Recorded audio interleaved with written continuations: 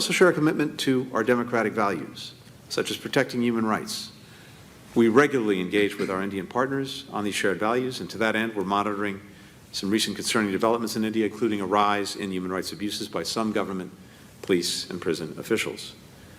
In addition to all of these critical issues, I'm pleased that we're increasing cooperation in a number of other key areas, which we focused on today. On the human rights issue, no, we did not discuss human rights during this meeting. This meeting was primarily focused on Paul Mill affairs, and I kind of gave you in some detail what all we raised. It is a subject which has come up in the past. I mean, it came up when Secretary Blinken came to India, and I think if you recall the press briefings after that, I was very open about the fact that we had discussed it and said what I had to say. So let me put it to you this way, so that there's clarity about where we stand on this matter. Look, people are entitled to have views about us, but we are also equally entitled to have views about their views and about the interests and the lobbies and the vote banks which drive that. So whenever there is a discussion, I can tell you that we will not be reticent about speaking out. I would also, just so that I round off that point, tell you that we also have views on other people's human rights situation, including that of the United States. So we take up human rights issues when they arise in this country, especially when they pertain to our community. Was there a specific ask from the Americans at any level, President Biden or your counterparts, with regard to mediating or passing on a message to President Putin, because the Prime Minister has been in touch with him and President Zelensky? The second question is, at the joint press interaction the other day, Secretary Blinken said that he had discussed human rights with you, human rights in India. Could you elaborate on those discussions and what was your response? Thank you. On the first issue, the mediation ask, specific message. No, there was no specific message or, shall I say, communication which was suggested to us.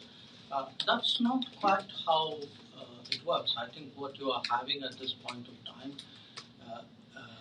are a set of countries who have relations, who have relations with all the parties concerned, who have taken, because the Ukraine situation is something that worries everybody, and not just worries everybody. I mean, it also has consequences for most people. So there is a natural interest in the international community to say, okay, what can we do to help ease the situation, hopefully sort out the situation. It's not something which is a new thought. It's been there. In fact, from February, it has been a persistent theme in the Prime Minister's own engagement with both President Putin and Zelensky. And it's also been our policy articulation. So I think, I would say our discussions with the Americans was more about, how is it we can all, or what is it we can all do to, first of all, encourage an early cessation of hostilities. I mean, that's where we believe that the focus should be. And we do think a large part of the international community and many other countries, some of whom have also taken very active interest, think along very similar lines. So China's reason for supporting Russia is very different from why India is holding that stand on Russia. Do you think that the Americans understand that clearly, and what have they committed in terms of going forward in countering China, especially in the India-China front? I mean, if you're asking me, do the Americans distinguish and differentiate between China and India? Obviously they do. So, and if you are asking me, how do we look at the what is happening, the unfolding developments in Ukraine? I had Foreign Minister Wang Yi come to India last month. And the point I made then, I reiterate to you, which is, we shared our respective analysis of what is happening. Clearly they had their view of it, we had our view of it. But what we did agree on, and I think we still agree on, is that the way out is dialogue and diplomacy, and that cessation of hostilities would be a very necessary first step.